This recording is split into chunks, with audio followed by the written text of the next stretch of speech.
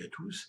Donc, voici la dernière séance du cours, donc consacrée à une séance de révision générale qui a pour objectif de vous donner les grands axes en fait à retenir, hein, de l'histoire de l'Europe centrale au XXe siècle. Cette séance a été faite en live avec celles et ceux qui ont pu y participer ce jour. Et bien sûr, afin que tout le monde puisse en bénéficier, je la mets donc à disposition de tout le monde en la mettant donc sur, bien sûr, la page YouTube habituelle dédiée à cela, en vue, bien sûr, de la préparation du partiel dont, pour lequel vous avez déjà eu les détails concernant son envoi et qui fera l'objet, bien sûr, d'un rappel. Voilà, je vous souhaite à toutes et à tous un bon visionnage.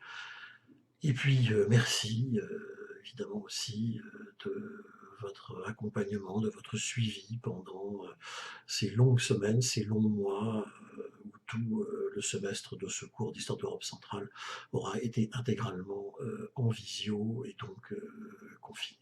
Voilà. En vous en remerciant, prenez bien soin de vous et passez un très bon partiel. Au revoir, à bientôt. Dans cette séance d'aujourd'hui, je disais, vous avez toutes et tous reçu le plan. Ça va se découper en 3 séquences. L'idée, c'est évidemment de ne pas revoir en 1 heure et demie tout ce qu'on a vu, parce que bien sûr, c'est impossible, mais de vous donner les principaux points de repère, parce que l'objectif de cette séance, c'est de vous donner vraiment une vision panoramique sur tout ce qu'on a vu ensemble pendant ce semestre complètement confiné intégralement. C'est pour ça que j'ai tenu aussi à faire cette séance en live, en réel, enfin en réel dans la mesure du possible, enfin en tout cas en interaction directe, au moins cette fois-ci. D'accord, Héloïse, pas de problème. Si vous êtes obligé de partir, il n'y a bien sûr aucun problème. La séance est enregistrée, donc bien sûr. Donc j'ai tâché de la mettre en ligne ce soir, notamment pour vos camarades qui n'auraient pas pu y assister. Donc l'idée, c'est de vous donner quelques grands points de repère sur l'ensemble de la période. Et puis je commencerai par vous donner quelques détails, comme je l'ai déjà fait d'ailleurs début avril, quelques détails sur concernant le partiel qui aura donc lieu. En tout cas, je vais vous l'envoyer lundi 3 mai. Donc là, je pense qu'il n'y a pas beaucoup de monde qui arrive en plus. Alors, c'est encore une Suzanne. Bonjour Suzanne. Voilà, je vais laisser les derniers arriver. Et puis ensuite, on commence, de toute façon. Vous êtes déjà 23. Bon, c'est pas si mal. Donc, il y aura... Dans ce qu'on va voir ensemble, j'insiste beaucoup dans ce que je vous ai envoyé sur les 4 cartes. Je vous remontre quand même le document que vous avez reçu normalement toutes et tous.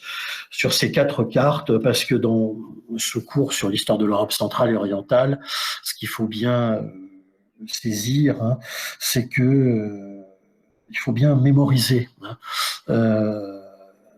l'évolution de la carte en fait, parce que ça permet quand même de comprendre une bonne partie des problèmes de ce que nous avons vu pendant donc ces quelques mois ensemble.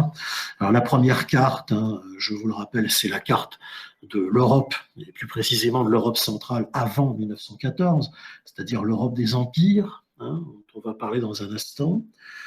La seconde, c'est la carte de l'Europe centrale qui naît des traités de paix, c'est assez facile, j'ai intitulé l'Europe centrale en 1923. La suivante, c'est celle de l'Europe centrale qui va traverser la Seconde Guerre mondiale. On y reviendra dans quelques instants aussi. Et puis la dernière, c'est celle de la guerre froide, c'est-à-dire celle qui va naître après 1945.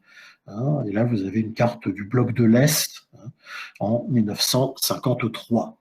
Voilà, en plein début de la guerre froide. Et 1953, qui est l'année de la mort de Staline.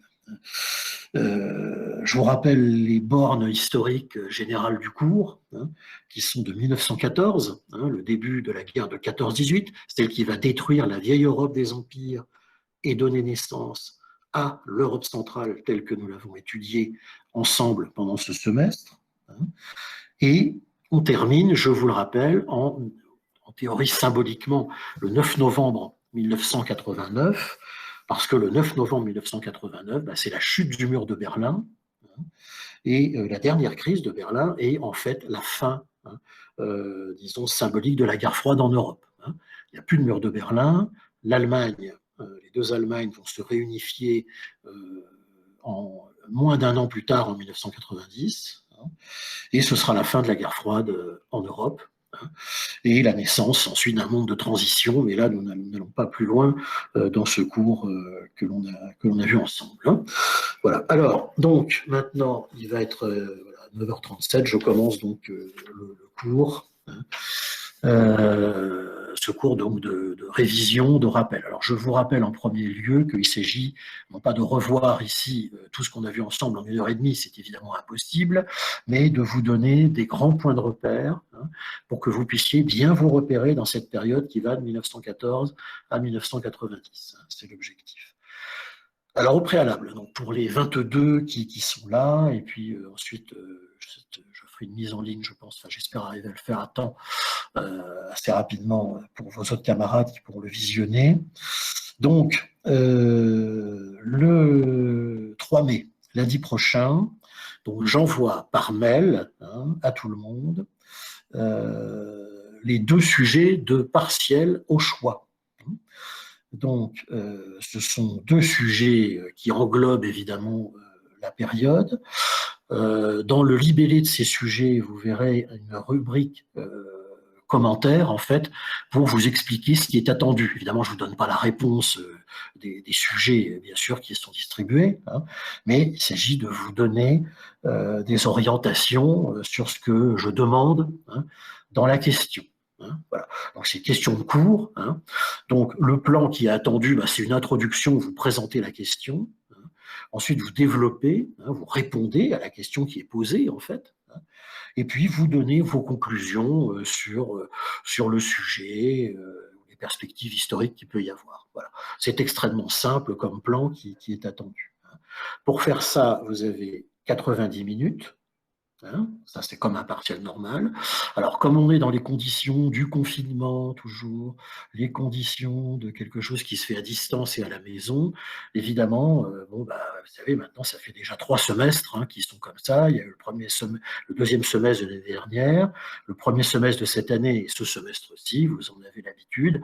Donc, que ce soit moi ou mes collègues, on fait confiance à votre sérieux. Vous le faites sans document, dans le temps limité, bien sûr. Et si vous n'êtes pas francophone, vous indiquez que vous n'êtes pas francophone et vous avez donc, dans ce cas, droit à un dictionnaire. Voilà. La base, c'est la confiance mutuelle, hein, évidemment. Je demande simplement que vous me le rendiez au format Word. Il n'y a pas vraiment de page limitée, mais ne m'écrivez pas 10 pages. Je veux dire, ce n'est pas des sujets où il y a 10 pages à écrire en format Word. Donc, vous pouvez le rédiger comme vous le souhaitez.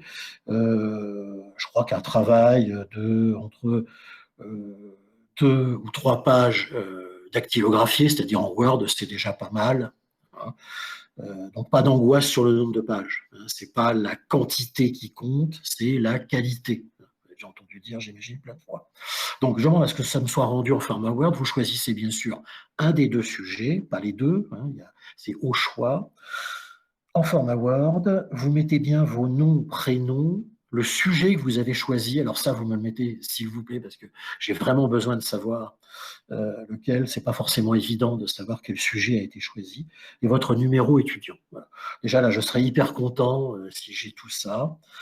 Donc en Word, si vous n'avez pas Word, vous pouvez me le rendre en PDF, évidemment.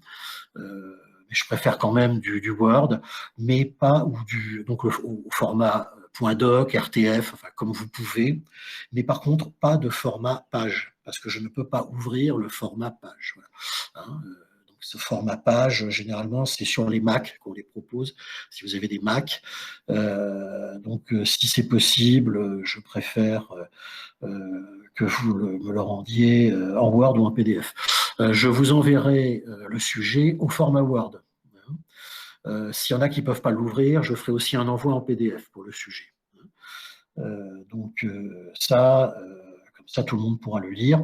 Si jamais il y a le moindre problème, le 3 mai, quand je vous envoie les sujets, vous me contactez. Il ne faut pas avoir peur du tout pour ça.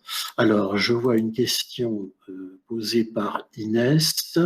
Souhaitez-vous une police taille interligne en particulier? Alors Inès, puisque vous me tentez, je vais vous répondre. En principe, moi je laisse libre. C'est pas très grave si vous choisissez, mais prenez l'habitude quand même. Pour vous répondre, Inès, et donc c'est valable pour tout le monde, parce que des collègues après, quand vous serez en master, vont vous le demander, je le sais, de faire la police Times New Roman, pour la police. La taille, c'est 1,5. Enfin, la taille, pardon, excusez-moi, la taille, c'est 12, pas 1,5, ce serait trop petit. Donc, police Times New Roman, la taille, 12, et l'interligne 1,5. Voilà. Ça, c'est ce qui est demandé, comment dire, dans le meilleur des cas. Mais en fait, vous êtes libre, parce que je ne veux pas vous contraindre dans les circonstances déjà pénibles dans lesquelles on est tous plongés depuis des mois. Je ne veux pas non plus, je ne sanctionnerai pas. Mais disons que, de préférence, donc je le mets en réponse comme ça, tout le monde pourra en profiter. Times, donc, la police, c'est Times New Roman, c'est une police hyper facile à trouver dans Word. La taille, c'est 12 et l'interligne, donc de point 1,5. Et vous n'êtes pas obligé de le faire, mais si vous le faites, c'est bien. Prenez-en l'habitude. Voilà. Donc ça, c'est pour vous répondre, Inès, et évidemment de manière collective. Pauline, et on doit rendre donc à 11h, étant donné que c'est 90 minutes. Alors, Pauline, oui, si vraiment vous commencez à 9h30, en fait, évidemment, vu que c'est envoyé par mail, vous commencez à l'heure que vous voulez. Mais moi, de toute façon, je vous enverrai les sujets pour 9h30. Voilà. Donc, si vous commencez le sujet pile à 9h30, en effet, dans l'idéal, j'aimerais bien le récupérer à 11h. S'il y en a qui ne peuvent pas commencer à 9h30, qui le feront plus tard, parce que dans certains cas, ça peut arriver, c'est tout à fait possible aussi. Mais vous me mettez à ce moment-là, j'ai commencé à 10h et j'ai terminé à 11h30 ou quelque chose comme ça. Voilà. Donc, sinon, effectivement, si c'est commencé à 9h30, eh bien, donc, en effet, c'est 11h. Alors, Pauline, vous dites, donc, si on ne peut pas commencer à 9h30, on peut commencer plus tard. Oui, tout à fait. Si vous commencez à 10h, par exemple, vous me le rendez à 11h30. Voilà. Mais moi, je vous fais confiance sur ça. Parce que comme on n'est pas dans un amphithéâtre, comme on ne sera pas dans une salle collective, évidemment, vous ouvrez le sujet, on dit que c'est à partir du moment où vous avez ouvert le sujet, vous en avez pris connaissance, et à partir de là, vous commencez à travailler. Donc chacun est libre de commencer à l'heure qu'il souhaite. Alors, Coda, quelle est l'heure maximum pour vous le rendre? Alors oui, donc pour me rendre le sujet, alors je vous laisse jusqu'au, alors que je ne dise pas de bêtises, je rouvre mon petit agenda pour ne pas vous dire de bêtises, voilà. Donc ce sujet, je vous l'envoie donc le lundi 3 mai à 9h30. Bon. Pour le rendre, étant donné que vous allez le faire à votre rythme, évidemment, c'est pas forcément vous n'êtes pas obligé de le commencer à 9h30, vous pouvez commencer plus tard, etc. Je laisse un temps assez large, c'est-à-dire que vous avez jusqu'au vendredi 7 mai pour le faire. Le vendredi 7 mai inclus, mais c'est impossible pour moi de recevoir des travaux au-delà du 7 mai. Pour une raison très simple, c'est que la saisie des notes est très très très courte cette année et que donc je vais devoir tout corriger le 8 et le 9 mai. Donc je vous demande, donc, en gros, si vous pouvez, évidemment, Dans l'idéal, vous commencez, dès que vous l'avez reçu, à 9h30 ce lundi 3 mai, et vous me le rendez à 11h. Sinon, vous avez la liberté, évidemment, de le faire en un temps limité jusqu'au 7 mai inclus. Mais pas au-delà. Pas au-delà, surtout pas au-delà, parce qu'après, j'aurai plus le temps de corriger. Voilà. Donc ça, je le rappellerai dans le mail d'accompagnement de l'envoi du sujet lundi. Et je ferai peut-être un message dans la semaine de rappel à tous, pour que tout le monde donc prenne bien connaissance de l'organisation. Donc voilà, donc envoi le 3 mai à 9h30. Si vous pouvez le faire dans les temps, vous finissez à 11h et vous me le renvoyez, il n'y a pas de souci.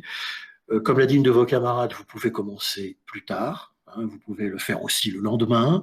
Vous pouvez le faire le 4 mai, le 5 mai, le 6 mai, si vous le souhaitez, jusqu'au 7 mai. Mais je dois avoir tout récupéré le 7 mai au soir. Le 7 mai inclus, parce qu'après, sinon, je n'ai pas le temps de corriger. Voilà ce que je voulais vous dire pour le partiel. Et je précise que, bien sûr, comme mes collègues, comme on nous en a donné les instructions, mais de toute façon, c'est tellement évident que, évidemment, que ce soit moi ou mes collègues, on aura tous une notation bienveillante, parce que on n'a pas été pendant ce semestre dans des conditions normales. Moi, j'ai essayé de faire au maximum, de vous confectionner des petites vidéos hebdomadaires avec le cours. Je l'ai vraiment fait à chaque fois, sauf pour les derniers, parce que le cours existait déjà, bien sûr, à cause de l'an dernier. J'espère que ça vous a été utile, que vous avez trouvé ça pédagogique, et que les fiches que je vous ai envoyées ont été utiles aussi. J'espère que tout ça a été utile pour que vous puissiez avoir une bonne connaissance de l'histoire de l'Europe centrale, mais ça, c'est vous qui me le direz. Vous pourrez me dire votre jugement sur l'année.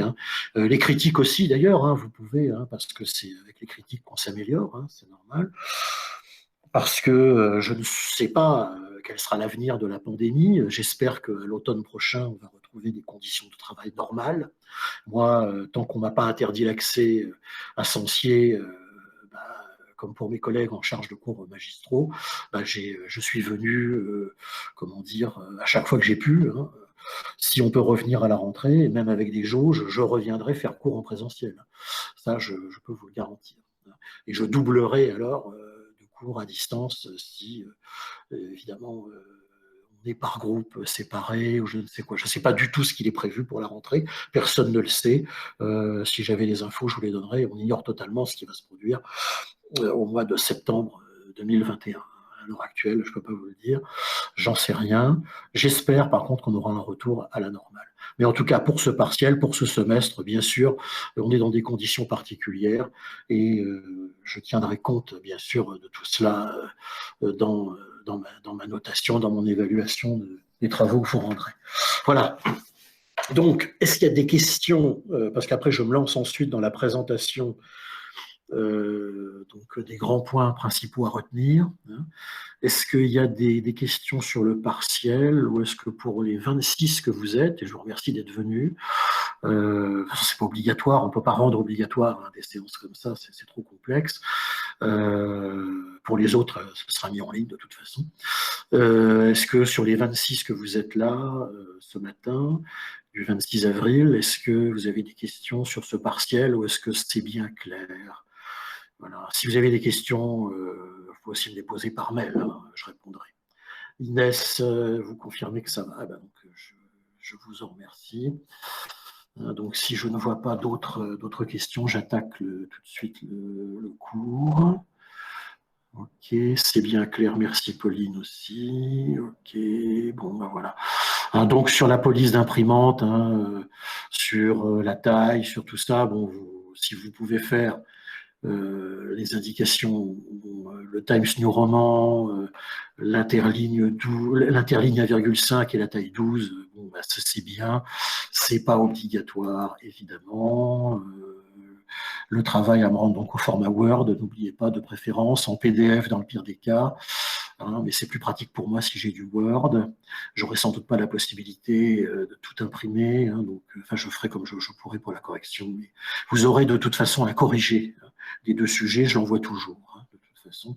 Je ne le reverrai peut-être pas immédiatement, mais vous l'aurez de toute façon avant le mois de juin, de corriger. Voilà. Comme ça, bon, ça vous donnera une idée. Alors, on attaque donc maintenant ce plan du cours du 26 avril en 3 séquences. L'Europe centrale en 1920 et les conséquences des traités de paix. Ensuite, j'ai intitulé deuxième partie l'Europe centrale à la fin des années 30, les annexions de Hitler, ce qui ne retire pas de bien réviser quand même un peu les grandes dates des années 20 que je vous redonnerai, bien sûr. Et troisième partie, l'Europe centrale et la guerre froide, les grandes périodes à retenir de la guerre froide, qui nous mènent donc jusque à la fin de l'année 1989, début 1990. Voilà. Donc, je pense en plus, je ne sais plus si je l'ai fait, mais sinon je le referai en fin de journée aujourd'hui, vous avoir envoyé de toute façon les fiches qu'on va réexaminer ensemble sur ce qui est à retenir de cette période. Alors, première partie, donc l'Europe centrale en 1920, les conséquences des traités de paix. Alors, de façon simple, retenez bien que l'Europe centrale en 1920, elle est confectionnée, fabriquée par les traités de paix. C'est-à-dire qu'il n'y aurait pas eu cette carte de l'Europe centrale dans les années 20 s'il n'y avait pas eu la Première Guerre mondiale, la guerre de 14-18. Alors, bien avoir en tête de ce que c'est que l'Europe des empires en 1914, à la veille de la Première Guerre mondiale. Alors, elle est constituée de quoi? Vous l'avez sur la carte, la première carte que je vous ai envoyée. Elle est constituée, même si l'Allemagne, évidemment, ne fait pas partie de l'Europe centrale, mais vous avez bien compris que l'histoire de l'évolution de l'Allemagne est liée à l'Europe centrale. Donc, il faut bien avoir en tête l'existence de cet empire allemand, qui est dirigé donc par l'empereur Guillaume II, qui existe cet empire depuis 1870, et donc c'est l'empire allemand, premier de ces empires. Le second, c'est un empire très ancien qui existe depuis très longtemps, qui s'appelle l'empire d'Autriche-Hongrie. Il est au centre de l'Europe, ça tombe bien pour l'Europe centrale. Donc l'Autriche-Hongrie, qui a à sa tête un empereur aussi, François-Joseph. François-Joseph, il est à la tête de l'Autriche-Hongrie depuis 1848. Avant, l'Autriche-Hongrie, ça s'appelait l'Empire d'Autriche. Et avant cet Empire d'Autriche, il y avait un vieil empire qui était là, qui s'appelait le Saint-Empire romain germanique, qui remontait au Moyen-Âge. Donc c'est vraiment un très très vieil empire que cette Autriche-Hongrie. On l'appelle l'Autriche-Hongrie parce qu'en 1867, il y a eu un accord entre l'Autriche et la Hongrie pour créer une sorte d'État de double monarchie, en fait, si vous voulez, avec une partie donc impériale qui est l'Autriche et une partie royale qui est en Hongrie. François-Joseph est empereur en Autriche et roi en Hongrie. Voilà. Bon, là déjà, je vous donne beaucoup de détails, vous les connaissez, c'est pas indispensable pour le partiel, mais il faut bien se le remettre en tête. Donc, premier empire, c'est l'empire allemand, un empire jeune, créé suite à la guerre de 1870. Le second, un vieil empire, l'Autriche-Hongrie, qui recouvre à peu près, disons, l'Europe centrale que nous connaissons aujourd'hui. À l'est, un autre très vieil empire qui s'appelle l'Empire russe. C'est un empire, c'est pas encore l'URSS communiste, elle le mettra après, c'est la Russie de l'empereur Nicolas II. Nicolas II, il est au pouvoir depuis 1896. Et puis, on ajoute à ces trois empires-là, en 14, un troisième, qui est un empire oriental, qui s'appelle l'Empire ottoman. En gros, ça correspond à la Turquie, si vous voulez, actuelle, cet Empire ottoman. Empire ottoman, donc, qui est important pour nous parce qu'il implique, si vous voulez, une région que l'on appelle les Balkans. Les Balkans, c'est-à-dire le sud-est européen. On en reparlera ultérieurement.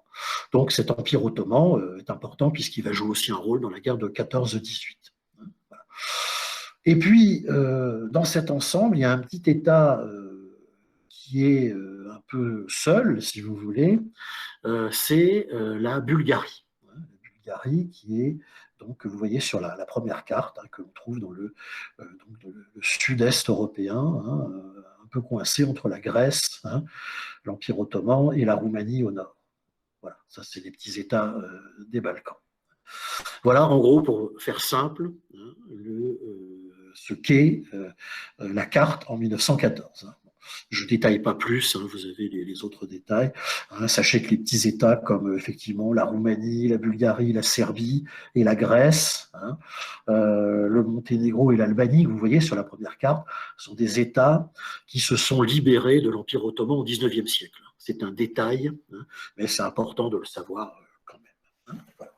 Alors, première chose à retenir, donc, cette carte des empires. Deuxième aspect à retenir dans cette première partie, c'est que tout cet ensemble-là, si vous voulez, qu'on voit sur la carte, va éclater suite au début de la Première Guerre mondiale. Alors pourquoi il éclate?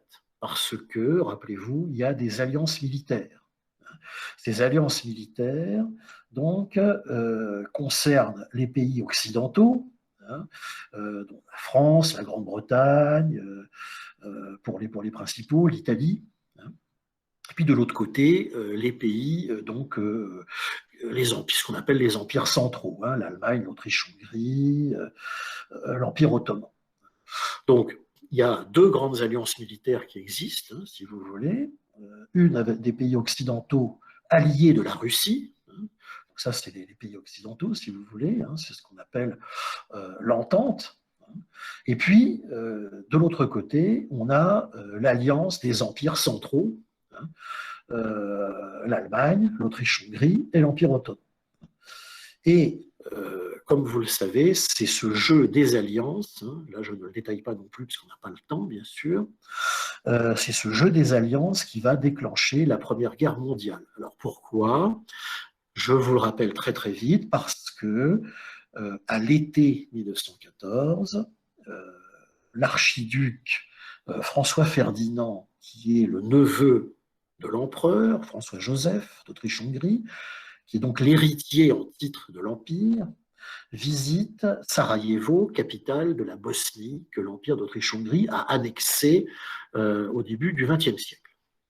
Il est assassiné par un extrémiste serbe du nom de Gavrilo Princip. Et très rapidement, l'enquête menée par l'Empire d'Autriche-Hongrie, par les services de l'Empire d'Autriche-Hongrie, de l'armée, etc., pointe du doigt la Serbie qui a voulu organiser cet attentat pour bien montrer que l'Empire d'Autriche-Hongrie doit cesser de vouloir s'étendre dans les Balkans. C'est une petite affaire balkanique à la base, ce qui déclenche la guerre de 14. Seulement voilà, l'Autriche-Hongrie s'imagine qu'elle va pouvoir en profiter pour attaquer la Serbie, la petite Serbie en vert que vous voyez sur la carte. Et malheureusement pour eux, les Serbes avaient signé une alliance militaire de protection avec la Russie. Ce sont des Slaves orthodoxes, je vous le rappelle, les deux peuples là. Et donc, il y a des liens assez profonds, qui existent encore aujourd'hui d'ailleurs, quoi que nous disent les médias. Bien sûr, la Russie va déclarer la guerre à l'Autriche-Hongrie parce que l'Autriche-Hongrie attaque la Serbie suite à cet attentat. Voilà l'étincelle qui déclenche la Première Guerre mondiale. Et vous avez bien compris que, bien sûr, la Russie, elle est alliée de la France, de la Grande-Bretagne, dans le jeu des alliances en question. Et donc, bien sûr, la Russie attaquant l'Autriche-Hongrie, eh bien l'Autriche-Hongrie, évidemment, déclare la guerre à la Russie. L'Autriche-Hongrie et l'Allemagne vont évidemment être prises dans cette alliance militaire et donc, bien sûr, vont entrer en guerre également avec la France et la Grande-Bretagne. Et en quelques semaines à peine, on a la Première Guerre mondiale de déclencher. Voilà. Donc ça, revoyez-le bien, c'est important, c'est le mécanisme du jeu des alliances. C'est en fait, c'est assez simple comme Cette guerre va durer, comme vous le savez, 4 ans. Tout change en 1917, ne l'oubliez pas, l'année 1917. Pourquoi? Parce que les États-Unis entrent dans la guerre. Donc, ça va être un rôle très important pour faire basculer le rapport de force en la faveur des Alliés et des Occidentaux. Entrée des États-Unis en 1917. 1917, c'est l'année aussi où la Russie, le vieil empire russe, s'effondre. Et à la faveur de la révolution qui se déclenche dans ce pays, va être remplacée quelques années plus tard par la future URSS. La Russie quitte le conflit à cause de la révolution en janvier 1918. Ne l'oubliez pas, c'est important. Elle signe donc un traité de paix, une paix blanche, si vous voulez, avec l'Allemagne.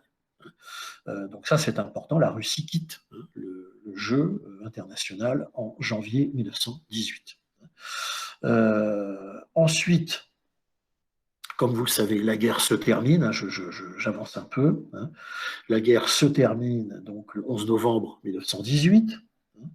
Et vont se mettre en place d'abord les armistices, cessation d'hostilité entre évidemment les belligérants du conflit. Et puis, deuxième phase, très importante celle-là, ne l'oubliez pas dans cette première partie, ce sont les traités de paix. Ces traités de paix qui vont donc redécouper la carte des vieux empires qui sont dissous. Les empires qui sont dissous avec les traités de paix, c'est quoi? C'est les empires vaincus. L'Allemagne, l'Autriche-Hongrie, l'Empire ottoman. C'est très important. Tous ces empires-là disparaissent. L'Allemagne va subsister en devenant une république, la République de Weimar, mais l'Autriche-Hongrie, c'est terminé. Il n'y a plus d'empire austro-hongrois. Il est rayé de la carte. Il va y avoir l'Autriche, il va y avoir la Hongrie, il va y avoir plein d'États successeurs dont on va voir la liste. Mais il n'y a plus d'empire austro-hongrois. Et l'Empire ottoman, c'est pareil. Mais sa dissolution, évidemment, impliquera moins les territoires européens. Nous y reviendrons. Donc voilà, vous voyez bien ça en 3 points importants dans cette première partie. La liste des vieux empires que je vous ai donnée. Pourquoi tout ça s'effondre à cause, évidemment, du processus du jeu des alliances qui déclenche la guerre de 14, deuxième point. Et troisième point, donc, la liste des traités de paix qui va tout remodeler. Retenez bien ça. Le premier de ces traités, je vous redonne la liste rapidement, parce que là, nous n'avons pas beaucoup de temps. 28 juin 1919, c'est le traité de Versailles, qui est signé avec l'Allemagne, donc la République de Weimar. Il n'y a plus d'empire allemand. Le second qui est signé le 10 septembre 1919, c'est le traité de Saint-Germain, qui est signé avec l'Autriche, donc un morceau de l'empire d'Autriche-Hongrie. Donc 28 juin 19, le traité de Versailles avec l'Allemagne. 10 septembre 1919, le traité de Saint-Germain. Vous n'êtes pas obligé dans les partiels de me donner nécessairement la date, mais il faut au moins connaître à quoi correspondent ces traités. Le 27 novembre 1919, le traité de Neuilly, et à Neuilly-sur-Seine, je précise, dans la banlieue ouest de Paris. Ne m'écrivez pas Neuilly-sur-Marne, c'est très mignon, parce que je sais que c'est une station de RER sur la ligne A, mais c'est pas ce Neuilly-là, je l'ai déjà eu dans les copies, chaque année je fais des perles que je retrouve dans les copies, je ne suis pas méchant, donc, mais je vous le dis, ne faites pas ce canular habituel, donc c'est bien à Neuilly-sur-Seine qui est signé ce traité, avec la Bulgarie. 27 novembre 1919, traité de Neuilly avec la Bulgarie. Ensuite, c'est tout pour l'année 19. 28 juin 19, traité de Versailles avec l'Allemagne. 10 septembre 19, traité de Saint-Germain-en-Laye avec l'Autriche. 27 novembre 1919, traité de Neuilly avec la Bulgarie. Année 1920 qui suit, il y en a 2 autres qui sont signés. 4 juin 1920 avec la Hongrie.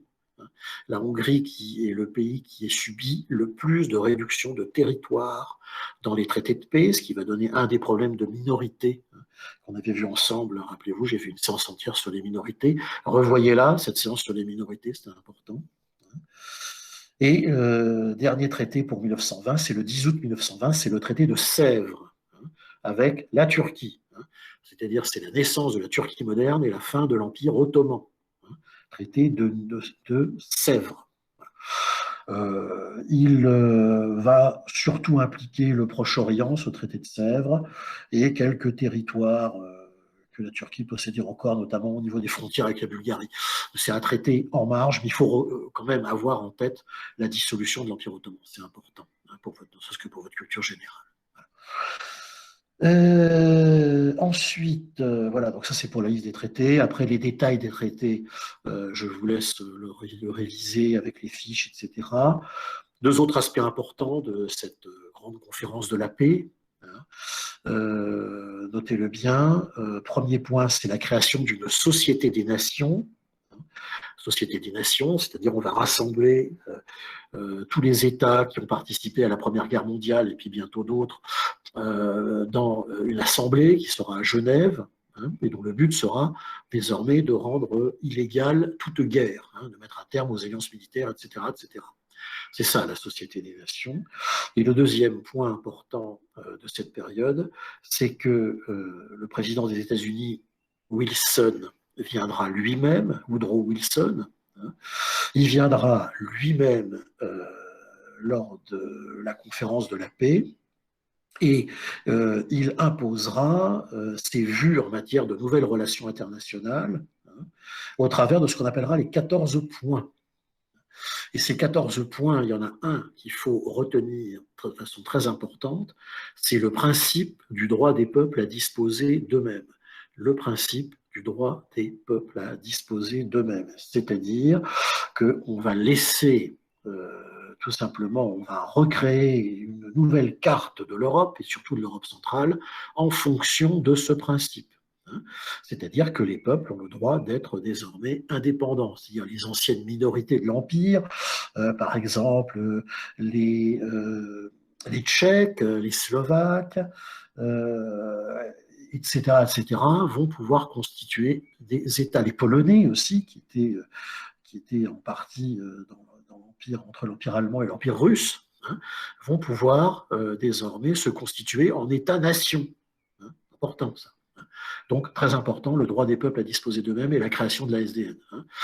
Les grands vainqueurs de l'époque, hein, c'est pour votre culture, mais je le dis rapidement, pour la France, hein, vous le savez, c'est Georges Clemenceau, pour les États-Unis, c'est le président Wilson, pour la Grande-Bretagne, David Lloyd George, hein, et pour l'Italie, c'est Orlando, hein, Victor Emmanuel Orlando. Ce sont les 4 grands vainqueurs de la Première Guerre mondiale. Voilà, c'est eux qui vont remanier, remodeler la carte de l'Europe centrale.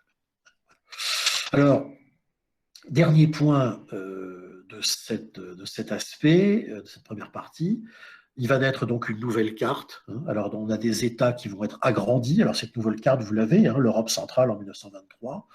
Alors, ces États agrandis, ça va être la Roumanie, par exemple. Hein. Il y a des États qui vont être recréés, comme la Pologne, qui avait disparu depuis 1815. Il y a des États nouveaux qui naissent. Hein. D'abord, les 3 petits États baltes au nord, hein, que vous voyez, qui sont à la frontière de l'URSS, hein, que l'on voit dans l'Europe centrale en 1923. Ces 3 petits États baltes sont l'Estonie, la Lettonie et la Lituanie. Donc, ce sont des nouveaux États, hein, ils n'existaient pas, ces États-là n'existaient pas depuis le Moyen-Âge, hein, voire au-delà. Un État central très important, la Tchécoslovaquie, donc constituée de la partie tchèque et de la partie slovaque de l'Empire, hein, et donc qui vont se former, qui vont donc, se rassembler pour former donc la Tchécoslovaquie. Donc ça, c'est le deuxième État nouveau. Et puis le troisième, c'est la Yougoslavie. C'est quoi la Yougoslavie? Eh bien, c'est ce qu'on appellera à l'époque l'État des Serbes, Croates et Slovènes. C'est-à-dire, en gros, hein, les pays des Balkans, hein, de l'Ouest. Hein, ce qui aujourd'hui est redevenu d'ailleurs une myriade de petits pays indépendants, comme vous pouvez le voir sur la carte actuelle de l'Europe. Eh bien, à cette époque-là, ces États se forment ensemble, hein, dans une monarchie, hein, qui va s'appeler le Royaume des Serbes, Croates et Slovènes, et qui, à la fin des années 20, s'appellera la Yougoslavie, le Royaume de Yougoslavie. C'est le même État, mais en version modernisée que la Yougoslavie de Tito, hein, qui va naître après 1945. C'est la même chose. Hein. Très important, la Yougoslavie, parce qu'elle traverse toute notre période. Elle part en fait de sa création en 1919-1920 jusque sa dissolution, comme vous le savez, au travers d'une terrible guerre civile qui va commencer en 1990 et pour se terminer en 2000. N'oubliez pas de réviser l'aspect yougoslave. Dans mon cours, c'est une dimension importante. Donc, des États agrandis, la Roumanie, des États recréés comme la Pologne, des États nouveaux, les trois républiques baltes, la Tchécoslovaquie, la Yougoslavie, et puis ce qu'on appelle les États successeurs des empires. C'est quoi? C'est ce qui succède à l'Allemagne, la République de Weimar, c'est ce qui va succéder à la Hongrie royale, on va appeler la République de Hongrie, c'est ce qui va succéder à l'Empire d'Autriche, tout seul, qui va devenir la République d'Autriche, capitale Vienne, et une monarchie parlementaire, la Bulgarie qui était rentrée dans le conflit aux côtés des puissances centrales, je vous le rappelle, et qui fait partie donc des États vaincus aussi en 1918-1920. La définition d'un traité de paix, je vous la redonne, c'était important aussi. Donc, c'est une convention conclue entre des chefs d'État, un traité de paix, une convention conclue entre des chefs d'État. C'est un texte juridique qui règle des litiges entre deux États ou plusieurs groupes d'États. Voilà donc à peu près ce qu'il faut retenir, si vous voulez, les points principaux. Évidemment, je ne suis pas rentré dans les détails, mais les points principaux à retenir, si vous voulez, de la première partie, si vous voulez, Europe centrale en 1920, les conséquences des traités de paix. Alors, les conséquences des traités de paix, ça, on va les voir tout de suite dans la période qui suit, c'est-à-dire celle des années 20 et des années 30. Vous vous souvenez que la principale conséquence des traités de paix, si vous voulez, ça va être des frontières instables qui vont naître de ces traités. Pourquoi? Parce que le problème que l'on avait réglé en donnant au peuple, si vous voulez, le droit de disposer d'eux-mêmes, de se constituer en État-nation, ça a permis de satisfaire, si vous voulez, les États, les nationalités, c'est-à-dire les anciennes minorités du temps des empires. Alors eux, ils sont satisfaits, ils ont leurs États, on vient de le voir. Mais les traités de paix donnent naissance à de nouveaux problèmes de minorité. Ne l'oubliez pas. C'est très important, c'est ce que j'ai appelé les nouvelles minorités. C'est quoi ces nouvelles minorités? C'est bien souvent les anciennes minorités qui faisaient partie des empires. La Hongrie, je vous le rappelle, a une réduction de plus de la moitié de son territoire. Il va donc y avoir des minorités hongroises disséminées un peu partout dans l'Europe centrale. On va en trouver en Roumanie, on va en trouver dans la Yougoslavie, on va en trouver en Slovaquie, on va trouver partout de ces minorités hongroises qui, évidemment, sont un facteur de déstabilisation. On va trouver aussi des minorités allemandes. Ça concerne les années 30. Les minorités allemandes, on va les trouver évidemment dans la région des Sudètes, autour de Prague, en Tchécoslovaquie. On va les trouver aussi en Pologne, évidemment, notamment dans la ville de Gdansk, c'est-à-dire Danzig, le fameux port libre, laissé pour que la Pologne puisse avoir un accès à la mer. Donc ça, c'est le principal problème, si vous voulez, du début de l'entre-deux-guerres. L'autre problème va être la naissance en Russie, suite à la fameuse révolution qui va mettre un terme à l'empire tsariste, d'un État communiste, le premier État communiste de l'histoire, l'URSS, avec Lénine. Lénine qui va tenir la révolution en main, disons, de 1917 à 1922-23. Va succéder à Lénine, comme vous le savez, un personnage qui va centraliser, totalement personnaliser le pouvoir totalitaire soviétique. Cet homme sera Staline. Staline, ses dates extrêmes de pouvoir vont de 1922-23 jusqu'à 1953. 30 ans de la direction de l'URSS d'une main de fer dans un État totalitaire avec culte de la personnalité, purge et industrialisation massive.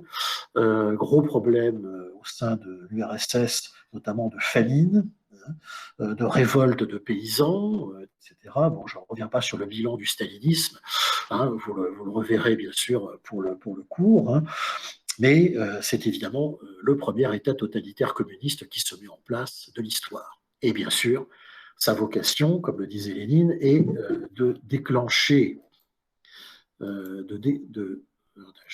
camarades, voilà, de déclencher des révolutions bolcheviques, de les répandre partout. Et rappelez-vous de cette anecdote concernant la Hongrie. Si la Hongrie signe le 4 juin 1920, si tard, le traité de Trianon, ben c'est parce que justement, ce que craignaient les Alliés, les Occidentaux, une de ces révolutions bolcheviques a bien failli réussir à Budapest en mars 1919, où il y a eu vraiment l'installation d'une première tentative de république bolchevique. Qui évidemment a été écrasée par les Alliés, parce qu'il y avait encore une grosse présence effectivement de troupes occidentales dans la région. Les Roumains ont aidé considérablement à l'écrasement de cette tentative de création d'État communiste en Hongrie en 1919. Mais l'alerte est sérieuse, et c'est donc une des grands aspects déstabilisateurs de la période des années 20 qui commence, c'est la crainte de voir se répandre la révolution bolchevique partout. Donc, problème de minorité, crainte de voir la révolution bolchevique se répandre. Et puis, troisième aspect, vous le savez bien, ce sont les réparations. La question des réparations allemandes, surtout.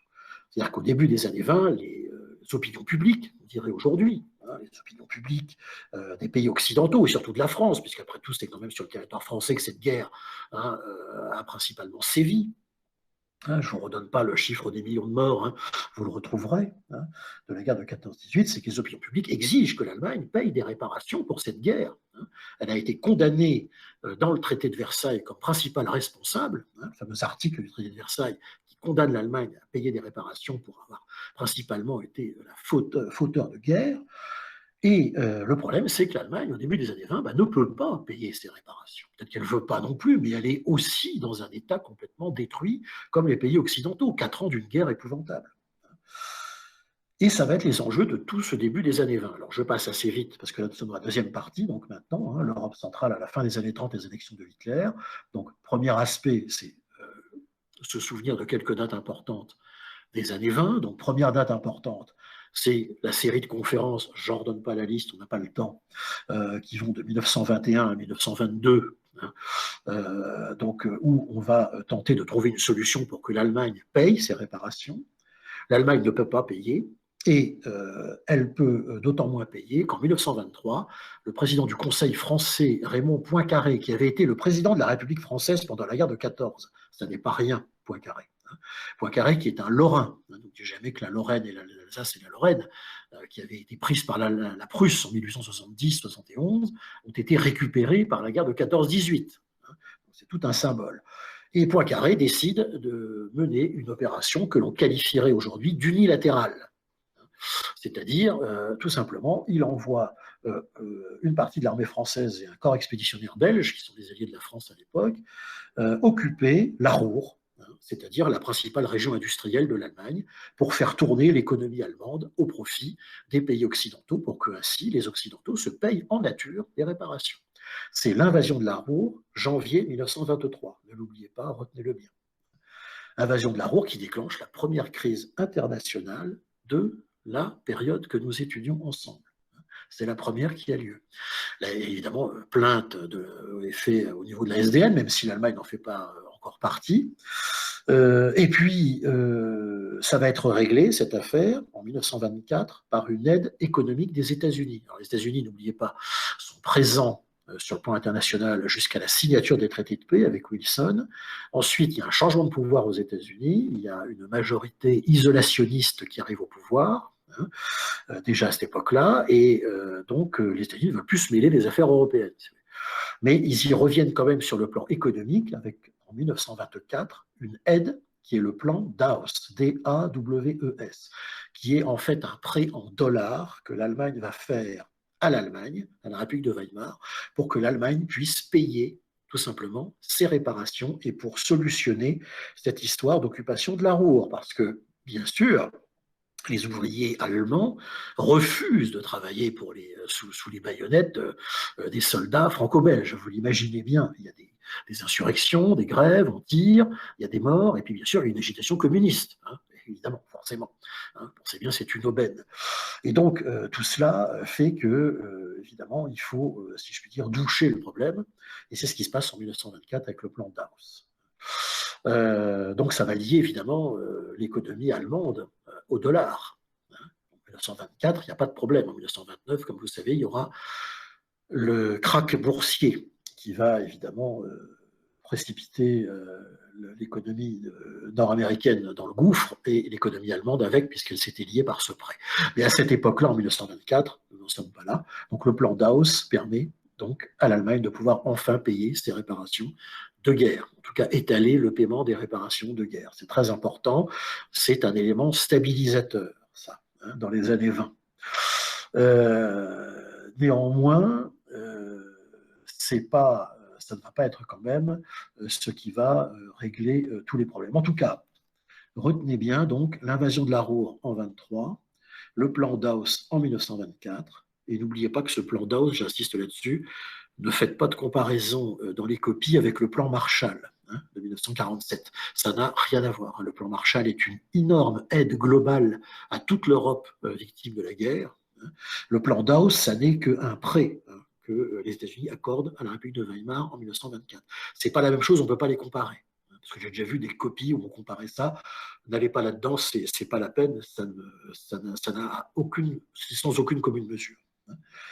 Et tout ça aboutit le 16 octobre 1925 aux accords de Locarno, qui sont un règlement global, en fait, tout simplement, de la question allemande de l'après-guerre de 14. C'était très important parce que ça va tout stabiliser, et on croit en 1925 avec les accords de Locarno, dont les artisans sont le président du Conseil français Aristide Briand, d'un côté, et le chancelier allemand Gustav Stresemann de l'autre, qui vont signer donc un accord à Locarno dans lequel l'Allemagne, en gros, reconnaît toutes ces nouvelles frontières. L'Allemagne également a un paiement désormais étalé de ses réparations, il n'y a donc plus de problème. Et l'Allemagne, désormais, est considérée comme un État auquel on peut faire confiance et qui va rentrer à la Société des Nations. Extrêmement important, en 1925, on pense vraiment que la période de transition de l'après 14-18 est terminée. Et en gros, que la nouvelle Europe, démocratique, etc., que l'on a vu sur la carte, est désormais stabilisée pour des décennies. Personne ne s'imagine qu'il va y avoir la crise de 29, personne ne s'imagine que les années 30 vont être les années de totalitarisme épouvantable que l'on va aborder dans un instant. Donc, les années 20, ne les oubliez pas, j'ai essayé de vous simplifier ça au maximum. La période qui suit, c'est celle de la montée des totalitarismes. Alors, le principal événement, c'est 1929, ne l'oubliez pas non plus, la grande crise économique, la première du XXe siècle, extrêmement importante, crise financière, crise monétaire, effondrement du dollar, et évidemment, qui va entraîner un effondrement très rapide de l'économie allemande qui venait à peine de se redresser. Ça, c'est ce qui se passe avec la crise de 29. Et cette crise de 29 va tout déstabiliser, si vous voulez, de tout ce fameux système, de cette grande victoire des démocraties qu'avait été effectivement la guerre de 14-18.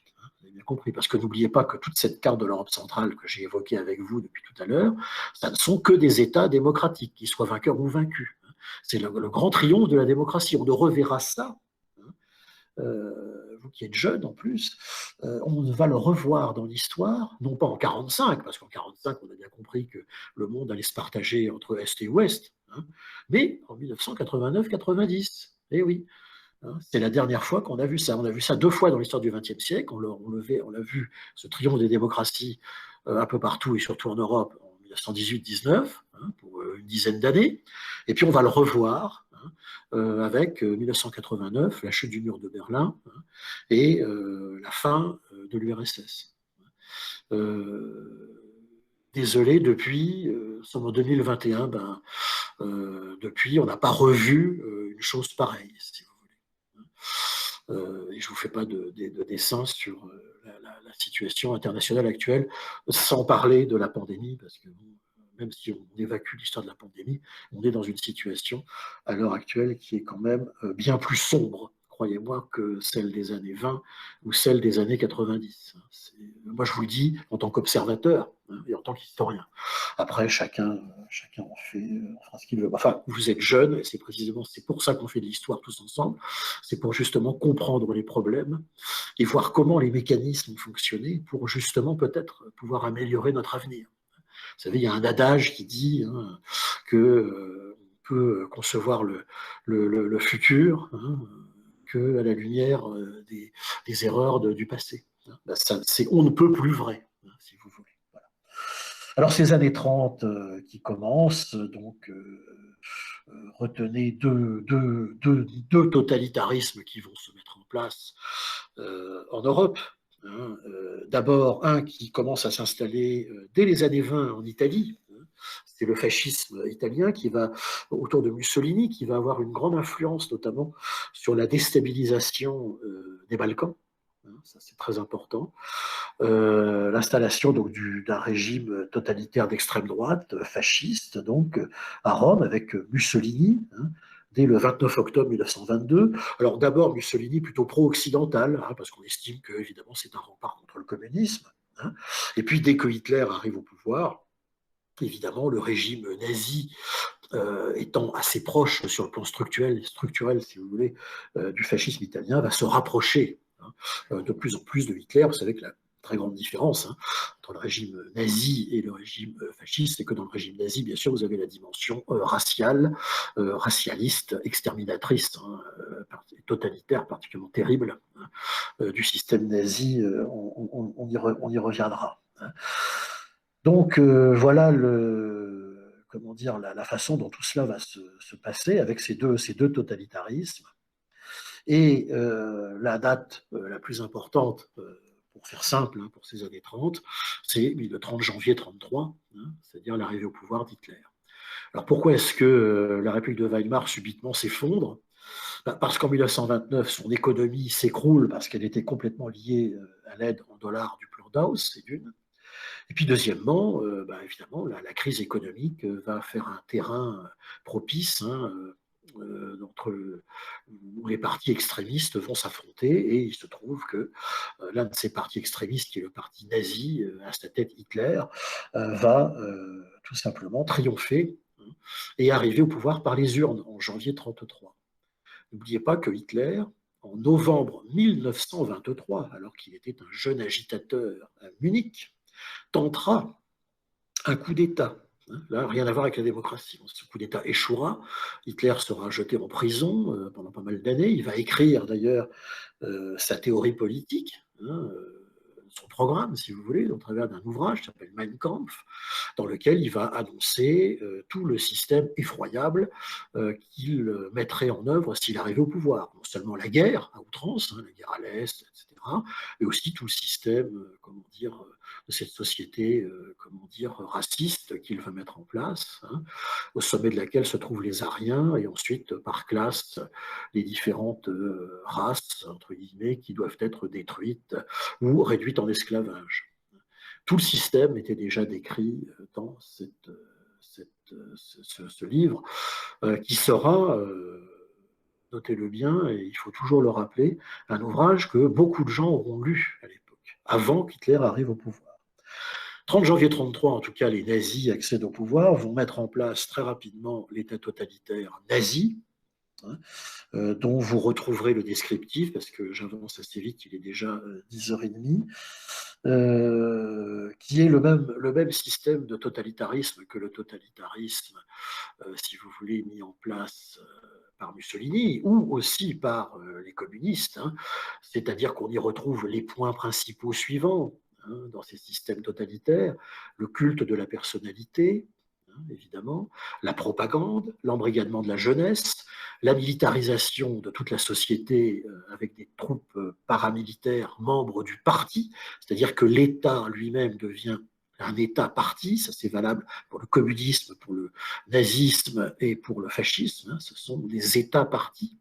C'est-à-dire que si vous n'êtes pas membre du parti, vous ne pouvez pas avoir de fonction dans l'État.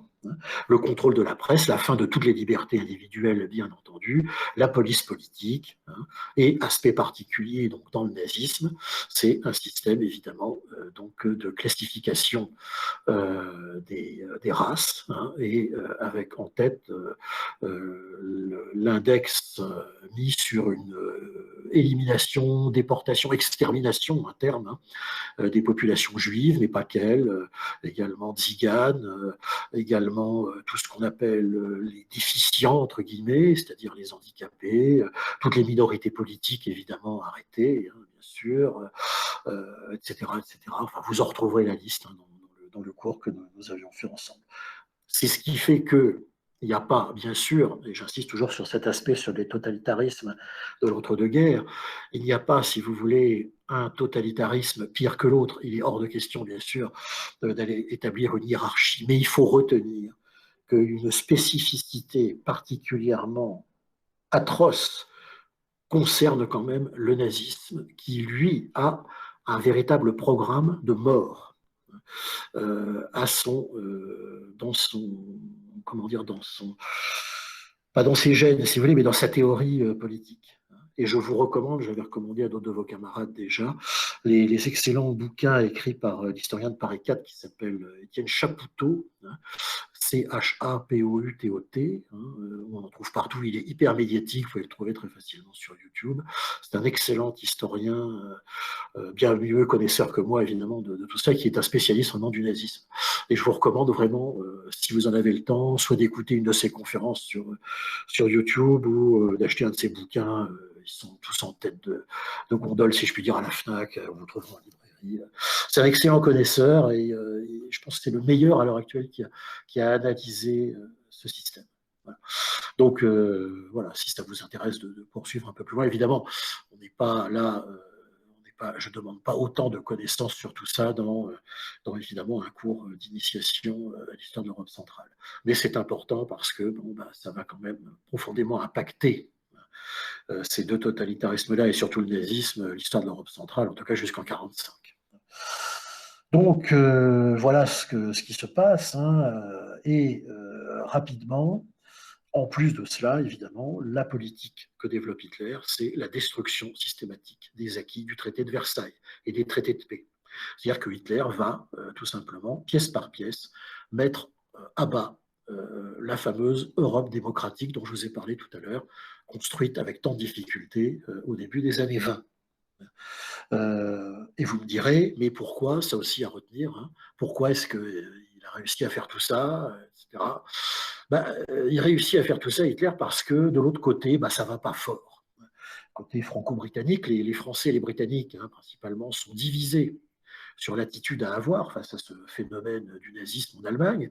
Ils pensaient avoir gardé le contrôle de Mussolini parce que Mussolini était anticommuniste et puis surtout avait personne d'autre avec qui s'allier. Mais voilà qu'avec Hitler, au début des années 30, rien ne va plus parce que Mussolini va se rapprocher d'Hitler progressivement, en tout cas au milieu des années 30. Et puis, surtout, Hitler va diviser les Alliés. Parce que les Britanniques, eux, se disent Hitler, il est aussi anticommuniste que Mussolini, et ça va nous faire là deux États forts anticommunistes contre Staline. Nous, on a peur de Staline, etc., etc. Et les Britanniques sont pour carrément laisser les choses se faire, tout simplement, et ne pas intervenir contre les coups divers que va mener Hitler. Alors qu'en France, on est au début des années 30 dans une profonde période de troubles politiques et économiques, évidemment, due à la crise. La Troisième République est sérieusement remise en cause en 1934, notamment. Il y a des mouvements, notamment de ligues d'extrême droite, qui vont mettre en péril la République. Elle va, à un moment donné, faillir tomber, si vous voulez. Il faudra attendre 1936 et la victoire de Léon Blum, et donc de cette première victoire d'union de la gauche, on peut dire, dans l'histoire du XXe siècle, l'alliance entre le Parti socialiste, en fait, et les communistes de l'époque, qui va permettre de mener toutes les grandes réformes menées par le Front populaire en 1936. Certes, Front populaire en 1936, oui, mais Front populaire aussi en France, et où on va davantage s'occuper des problèmes intérieurs plutôt que des problèmes extérieurs. Cette division franco-britannique et des pays en proie à des problèmes intérieurs font que les Occidentaux sont paralysés, si vous voulez, face à l'attitude à avoir vis-à-vis de Hitler. On ne voit pas nécessairement le danger arriver, alors que pourtant il arrive, ce danger, à très très grande vitesse. Alors vous retrouverez la liste de tous les coups menés par Hitler. Dès 1935, c'est la remilitarisation de l'Allemagne. L'armée limitée à 100 000 hommes, bien sûr, donc ça c'est terminé. On va remilitariser l'armée, on va reforger une Wehrmacht, ce ne sera plus la Reichswehr de la période de la République de Weimar, non, plus du tout. On crée une Wehrmacht, une armée donc offensive pour faire la guerre dès 1935, et personne ne peut le nier. On va également réoccuper les régions. Pourtant, la France avait tant insisté dans le traité de Versailles pour qu'elles soient démilitarisées. La Rhénanie, la fameuse rive gauche du Rhin. Hitler va réoccuper la rive gauche du Rhin sans coup férir. Personne ne va s'en plaindre. 1936, remilitarisation de la Rhénanie. Vous retrouverez la liste des différents coups menés par Hitler. Également, 1936, c'est aussi la période où l'Italie fasciste de Mussolini, l'Allemagne de Hitler et le Japon, le Japon, vont signer tout simplement un pacte militaire qu'on va appeler la création des forces de l'Axe. En 1936, avec comme ennemi principal l'URSS de Staline. En gros, dès 1936, se met en place donc la grande alliance des fascisto-nazis japonais qui va tant agir pendant la Seconde Guerre mondiale. On a déjà une partie du camp de la Seconde Guerre mondiale qui est en place dès 1936. Et personne ne fait rien.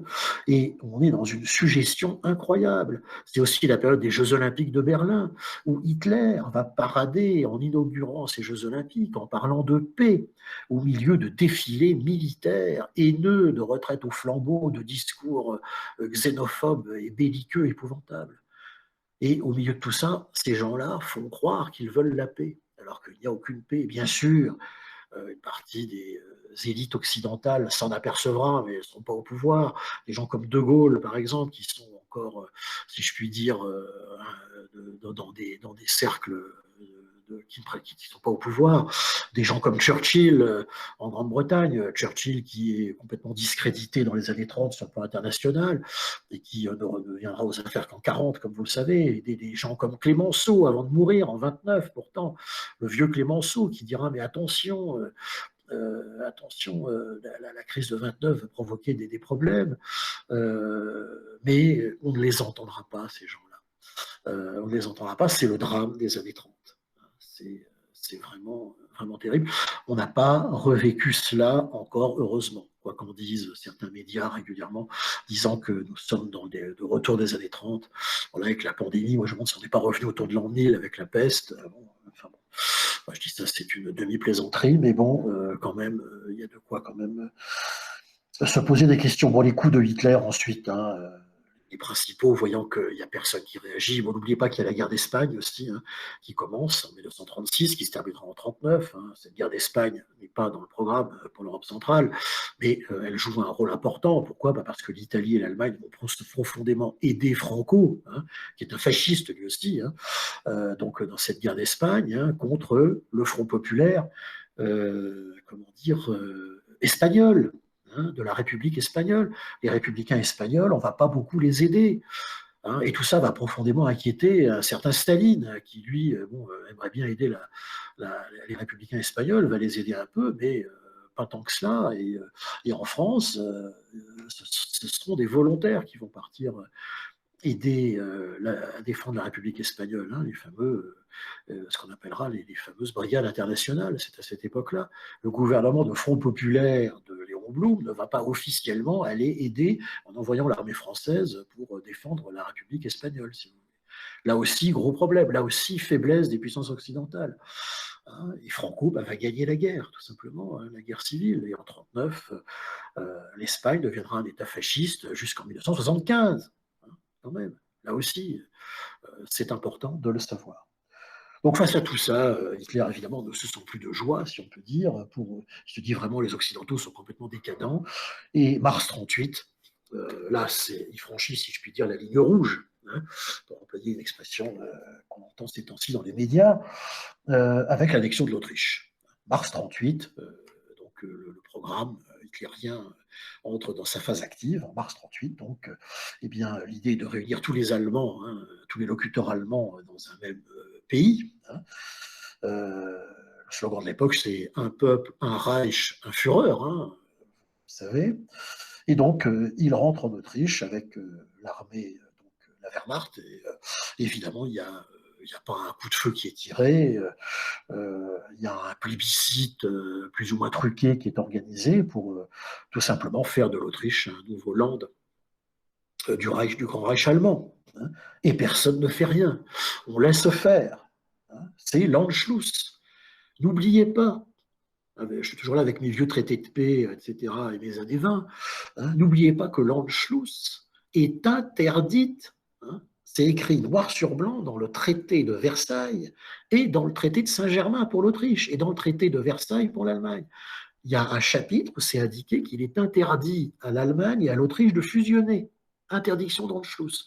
Comme quoi, ce terme d'Anschluss, dont on dit qu'il avait été inventé par Hitler, je ne sais quoi, c'est complètement faux. Les braves juristes qui avaient établi les traités de paix, hein, le savaient. Ils avaient anticipé ce problème. Ils se disaient bien qu'une toute petite Autriche ridicule, hein, sur le plan territorial, face à une république de Weimar relativement grande, en tout cas beaucoup plus grande, il y aurait un risque. Ben oui, il y a eu un risque. Et effectivement, c'est arrivé en mars 38. Quand même, à quelques mois après, 20 ans après la fin de la Première Guerre mondiale. Hein. C'est tout un symbole. Et puis Hitler continue, bien sûr, tout de suite à son programme. Septembre 38, qu'est-ce que c'est? Dès l'été 38 déjà, c'est ce qu'on va appeler la crise des Sudètes. Hein, parce que là aussi, cette minorité allemande, tiens, revoilà le problème des minorités, cette minorité allemande située autour, pour faire simple, de la ville de Prague. Hein, regardez Prague, ça fait un peu comme une tête, hein, comme ça, dans le Reich allemand, hein, ce morceau de la Tchécoslovaquie. Eh bien, là, il y a une minorité allemande, les Sudètes, et Hitler va noyauter évidemment le parti nationaliste des Sudètes et organiser une agitation, etc. Et convoquer une grande conférence internationale, conférence vraiment l'anti, si vous voulez, conférence de la paix, qui a lieu en septembre 38 à Munich, hein, la conférence de Munich, hein, où les Occidentaux vont venir se mettre à genoux devant Hitler, je suis désolé de le dire, principalement donc Daladier pour la France et donc Chamberlain pour la Grande-Bretagne. Ils vont signer, abandonner les Tchécoslovaques à leur sort, hein, pour en gros éviter la guerre. Hein, voilà. Donc on laisse Hitler récupérer sa minorité donc des Sudètes, hein, pour tout simplement donc en même temps eh bien, annexer ensuite évidemment la Tchécoslovaquie. Hein, c'est ce qui va se produire. D'où le terme de munichois, hein, que l'on retrouvera ensuite. Et puis c'est le grand déshonneur pour les Franco-Britanniques, parce que les Franco-Britanniques, et hop, on revient un peu avec le traité de Locarno, je vous le rappelle, ne l'oubliez pas, qu'à Locarno, les Franco-Britanniques, enfin les Occidentaux, avaient signé des alliances, disons, d'aide militaire au cas où la Tchécoslovaquie ou la Pologne auraient des problèmes dans le futur. À cette époque-là, évidemment, en 25, personne ne pouvait s'en douter. Donc, c'est ce qui se produit, et là, donc, on abandonne les Tchécoslovaques. La Slovaquie va faire sécession ensuite, hein, de la Tchécoslovaquie. La Tchécoslovaquie n'existe plus, la Slovaquie deviendra un État fasciste allié de Hitler, et puis ce qui reste, c'est-à-dire la Tchéquie, hein, donc la région de Prague, et au sud, ce qu'on appelle la Moravie. Hein, donc c'est l'ancienne Bohême-Moravie du Moyen-Âge, si vous voulez, qui était un État médiéval, hein, qui existait. Va être transformé en protectorat du Troisième Reich et fera partie de l'Europe centrale, évidemment soumise à Hitler. On arrive en 1939, le même scénario va se produire, comme vous le savez, concernant la minorité allemande de Danzig en Pologne. Hein. Et entre-temps, si vous voulez, au mois d'août 1939, alors que les Occidentaux auraient bien aimé reformer la Grande Alliance de 1914, hein, donc en allant s'allier à l'URSS contre Hitler, hein, franco-britannique plus l'URSS pour prendre en tenaille le Reich, hein, eh bien, ça échouera parce que Staline, qui en plus que d'être un personnage évidemment tyrannique, épouvantable, était aussi un abominable cynique pragmatique, va signer avec le Reich allemand le fameux pacte de non-agression. Voilà, parce que tout simplement, l'Allemagne nazie et l'URSS de Staline se sont mis d'accord sur le démembrement de la Pologne et une répartition, tout simplement, de leur sphère d'influence en Europe centrale. Et c'est ça le pacte germano-soviétique. Je vous renvoie au cours qui a été fait là-dessus. Important à retenir, ce pacte germano-soviétique, c'est un épisode bien plus glorieux, là aussi, de la diplomatie internationale. Septembre 1939, donc c'est la crise de Danzig, hein, ultime crise. Une provocation organisée d'ailleurs par l'Allemagne pour faire semblant que la Pologne a attaqué l'Allemagne. L'Allemagne, évidemment, déclare la guerre, même pas d'ailleurs, à la Pologne. Ça va être la Blitzkrieg, la première guerre éclair, l'invasion de la Pologne en un temps record. 1er septembre 1939, la France et la Grande-Bretagne n'ont plus d'autre choix que de déclarer la guerre à l'Allemagne nazie, bien sûr, puisqu'elle a envahi la Pologne. Toujours pareil, cette fois-ci, on honore ce qui a été signé à Locarno quand même. Et c'est le début de la Seconde Guerre mondiale. C'est le début de la Seconde Guerre mondiale. Alors là, je passe assez vite parce que nous n'avons plus beaucoup de temps pour traiter la dernière partie. Cette Seconde Guerre mondiale, pour l'Europe centrale, elle se divise en deux, si vous voulez. Il y a une Europe centrale qui va être alliée de Hitler. Ces pays-là, c'est la Slovaquie, j'ai dit tout à l'heure, ça va être la Croatie, puisque la Yougoslavie sera démembrée. Il y aura un État fasciste installé, terrible d'ailleurs, hein, le régime Ustashi Dante Pavelic, hein, avec des camps de concentration comme celui de Jasenovac, hein, en Croatie, hein, il faut le retenir, c'est absolument terrible que la création de cet État allié du Troisième Reich pour la Croatie, la Hongrie alliée du Reich, la Roumanie, la Bulgarie aussi, hein, tout ça, ces États-là seront entraînés dans la sphère d'influence hitlérienne. Et puis les États dominés, bah, c'est ce qui restera de la Yougoslavie, moi la Croatie, hein, vous l'avez bien compris. Ce sera la Bohème-Moravie, le protectorat de Bohème-Moravie, c'est-à-dire la Tchéquie et la Moravie, hein, comme je l'ai dit tout à l'heure.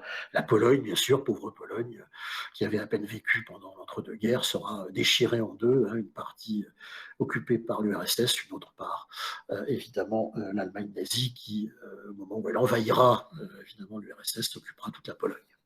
Pologne qui n'existera plus, qui sera un territoire mis sous surveillance. Seconde Guerre mondiale, les grandes dates pour nous, le 22 juin 41. Pourquoi? Parce que c'est ce 22 juin 41, c'est le moment où Hitler rompt le pacte germano-soviétique et attaque l'URSS, comme il l'avait toujours dit d'ailleurs. Hein. C'est la bataille de Stalingrad, hein, qui va durer de août 42 à février 43, qui va arrêter la grande invasion hitlérienne, la grande invasion hitlérienne de l'URSS, hein, qui était dirigée en trois grands axes, hein, si vous voulez, un axe au nord pour s'emparer de Leningrad, hein, ils ne feront que mettre le siège autour de Leningrad, Saint-Pétersbourg, hein. Au centre, offensive au centre jusque Moscou, les troupes nazies s'arrêteront à 100 km de Moscou, et grande offensive au sud, vers Stalingrad, évidemment, ville emblématique, hein, la ville de Staline, où là, l'armée allemande sera vaincue. Une énorme défaite, hein, d'une bataille qui dure de août 42 à février 43. Et à partir de février 43, c'est ce qu'on appelle le reflux, le moment où l'armée rouge, si vous voulez, pièce par pièce, eh bien, va faire reculer l'armée allemande, hein, pour aller jusqu'à Berlin, hein, qu'elle va atteindre en avril 1945. Parce qu'entre-temps, depuis le 7 décembre 1941, la guerre est devenue mondiale, parce que les États-Unis ont été attaqués par les Japonais. Destruction, je vous le rappelle, pratiquement intégrale de la flotte basée à Hawaï, à Pearl Harbor, hein, de la fameuse flotte, évidemment, des États-Unis du Pacifique, hein, si importante. Les États-Unis vont avoir du mal à s'en remettre, hein, mais ils s'en remettront quand même. Autre date à retenir, le 20 janvier 1942, parce que c'est la conférence de Wannsee, et c'est là que l'extermination des peuples dont Hitler a décidé l'extermination va se mettre en place de manière quasi industrielle, à travers de tout le maillage des camps de la mort qui vont être principalement installés, comme vous le savez, entre le nord de l'Allemagne et la Pologne. Hein, c'est le début de ce qu'on appellera la solution finale, c'est-à-dire la Shoah, l'extermination des Juifs en masse, hein, pour lequel je vous renvoie au nombre de millions et de millions de morts, pour lesquels encore le chiffre n'est même pas encore terminé d'être établi presque un siècle après. Je ne sais pas si vous vous rendez compte. Les 4 débarquements quand même qui vont permettre de faire la guerre sur les deux fronts, hein, dont on avait espéré à l'époque. En Afrique du Nord, les Américains débarquent en novembre 1942, débarquent en Italie en septembre 1943. Le 6 juin 1944, évidemment, c'est le grand débarquement en Normandie. Et en août 1944, le débarquement en Provence. Et puis c'est la fin de la guerre, l'Allemagne est prise entre, évidemment, tenailles, hein, vous avez bien compris, l'Ouest et l'Est, hein, les Soviétiques d'un côté, les Occidentaux de l'autre. Hitler se suicide le 30 avril 1945 dans son bunker à Berlin. La guerre se termine le 7 et le 8 mai 1945 avec la signature des armistices. Hein. C'est la fin de la guerre en Europe. Hein. Ne l'oubliez pas, c'est en mai 1945 que ça se termine. La guerre se terminant elle-même par les 2 bombes atomiques jetées sur le Japon, le 6 août 1945 à Hiroshima, 9 août 1945 à Nagasaki, et le Japon qui capitule le 2 septembre 1945. C'est la fin définitive de la guerre. Cette guerre dont on voudra absolument, évidemment, encore une fois, qu'elle ne se reproduise pas, tant elle a un aspect cette fois-ci planétaire, ne l'oubliez pas, génocidaire, ne l'oublions pas non plus. On va créer pour ça une justice internationale en marge de la création de l'ONU, hein, qui va prendre la suite de la SDN. Et c'est donc avec les grandes conférences internationales que tout ça va se mettre en place. Hein.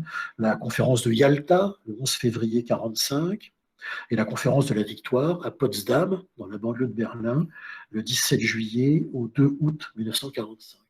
Yalta, cette conférence, c'est en Crimée qu'elle a lieu. Hein, Crimée, territoire de l'URSS à l'époque. Hein, je vous le rappelle. On met en place donc bientôt le sort en fait de l'Allemagne qui va être divisé entre. On ne veut plus l'existence de l'Allemagne dans un premier temps. Hein, donc divisé en zones occupées. Hein, en gros, l'Allemagne de l'Ouest par les Occidentaux, la future Allemagne de l'Est par l'URSS. Il y a la création du tribunal pénal international de Nuremberg, hein, qui va juger les crimes de tous les régimes totalitaires hein, vaincus, c'est-à-dire bien sûr au premier chef les responsables nazis qu'on a arrêtés encore en vie, hein, Göring, et quelques autres. Hein, bon, je vous renverrai sur la liste de tout cela. Et puis, bien sûr, les autres criminels et les fascistes du régime de Mussolini qu'on aura pu récupérer, et puis bien sûr aussi les Japonais, tous ces gens-là passeront à ce tribunal international, bien sûr, pour lequel le chef de crimes contre l'humanité, de crimes de guerre, seront créés. Le terme de crime contre l'humanité, surtout, sera créé à ce moment-là. Et comme vous le savez, à l'heure actuelle, hélas, après 1945, il y a eu d'autres cas où des dirigeants ont été condamnés pour crimes contre l'humanité. Je n'y reviens pas, nous n'en avons pas le temps, je vous renvoie là à mes cours aussi ou à l'actualité, bien sûr.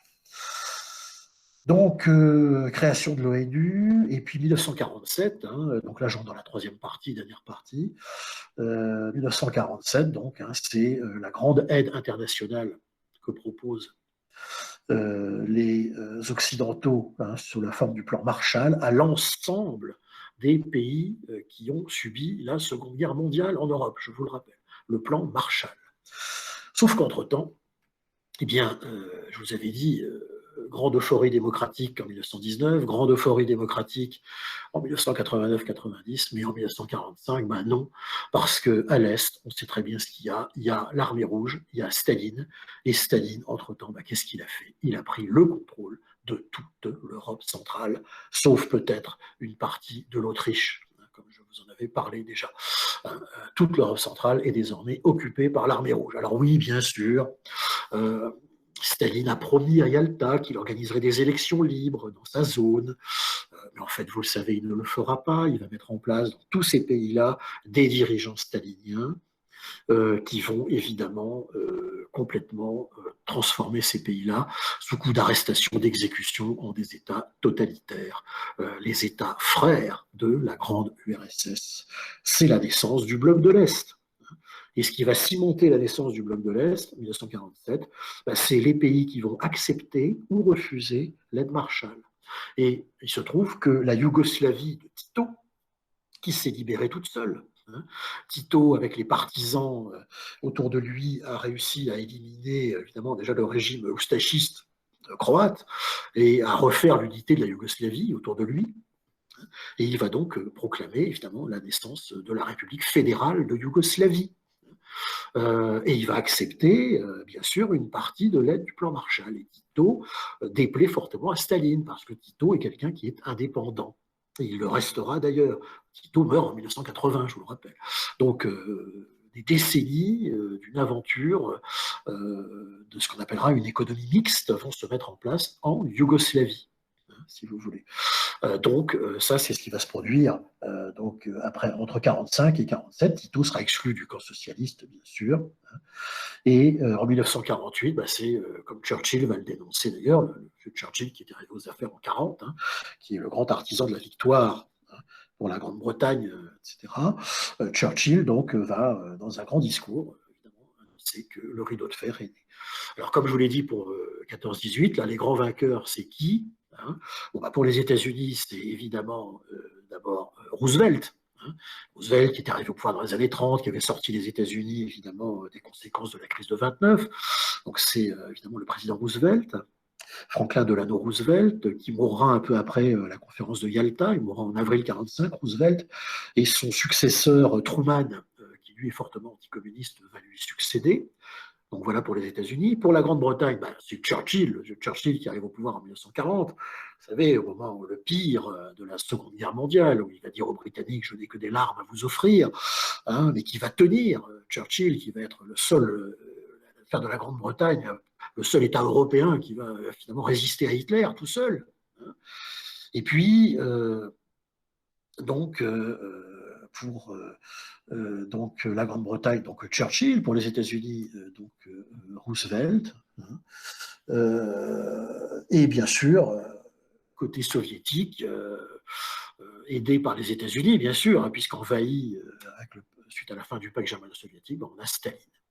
Donc Staline, Churchill et Roosevelt, ce sont les grands que l'on va retrouver à la conférence de Yalta.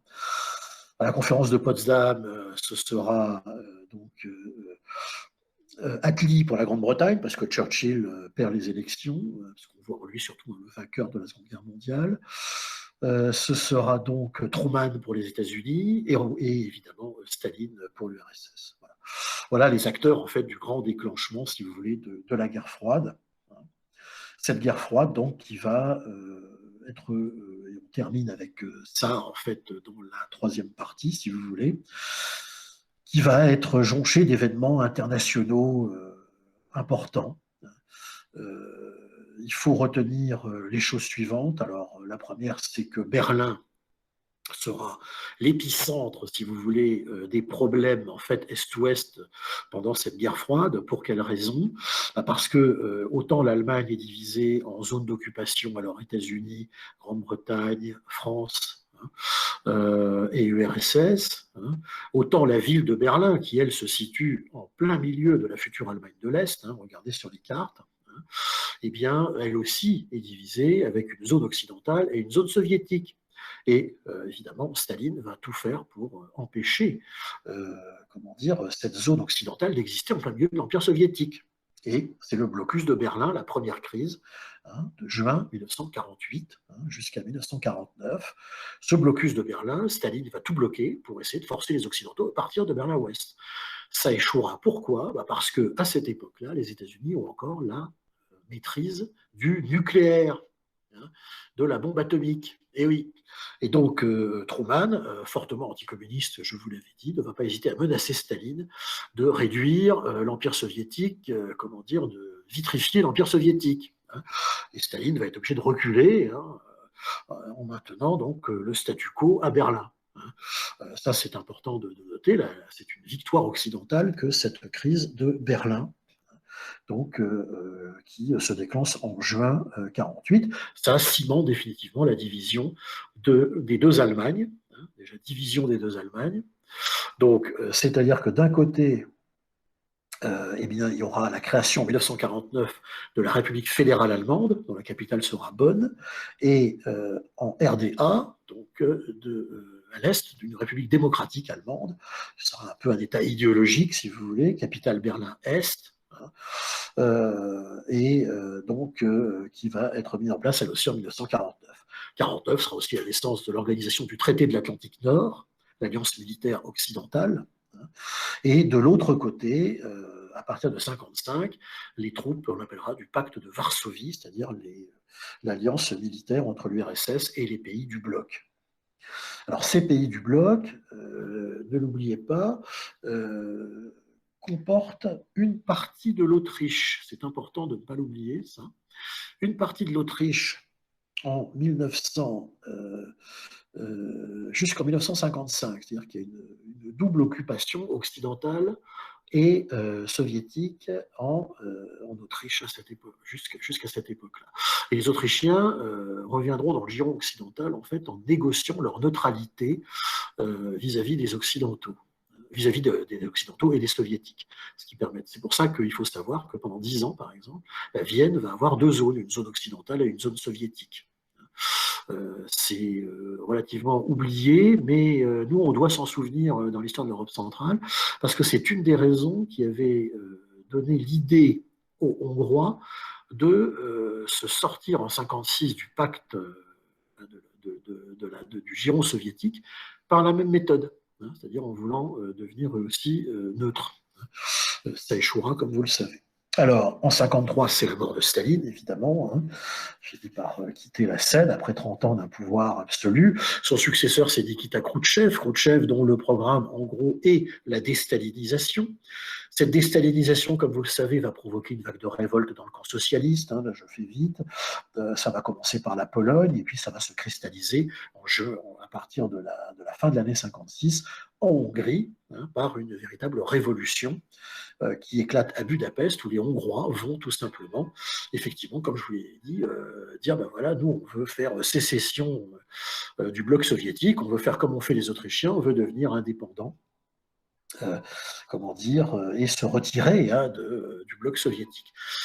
Les soviétiques et Khrouchtchev ne le peuvent pas. Vous avez bien compris qu'une Hongrie neutre couperait en deux le camp socialiste, et Khrouchtchev n'envoie pas le pacte de Varsovie, qui existait déjà depuis 1955, mais pour être bien sûr de l'écrasement de cette révolution, il envoie l'armée rouge, ni plus ni moins, écraser cette révolution hongroise. Ce sera une des grandes crises de la guerre froide. Les Occidentaux condamneront bien sûr cette épouvantable soumission, cet épouvantable écrasement de la révolution hongroise, mais ça va aussi impliquer le principe de non-intervention dans le camp socialiste. Je vous rappelle qu'on arrive à l'équilibre nucléaire en 1949, l'Union soviétique à l'été 1949 se dote de la bombe atomique, hein, elle aussi, donc il y a un équilibre nucléaire qui naît, et donc le principe de non-intervention dans chacun des camps.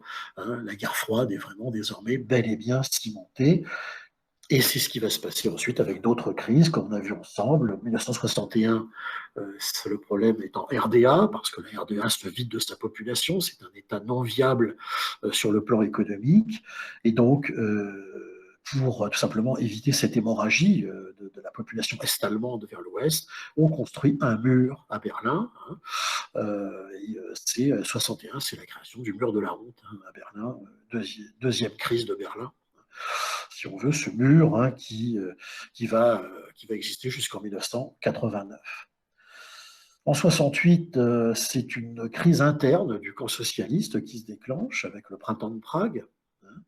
Alors là-dedans, n'oubliez pas de bien revoir, mais là j'ai vraiment plus le temps parce qu'on a dépassé l'heure, et bien sûr si certains doivent partir, je ne vous retiens pas, hein, mais moi je vais finir quand même, hein, mais je pense que j'aurai un petit dépassement d'horaire.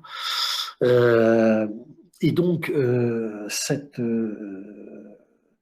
n'oubliez pas de bien inscrire dans la guerre froide pour l'Europe centrale les paramètres de la période de la politique que va développer De Gaulle, hein, de 58 à 69, et ensuite celle que va développer de 69 à 74,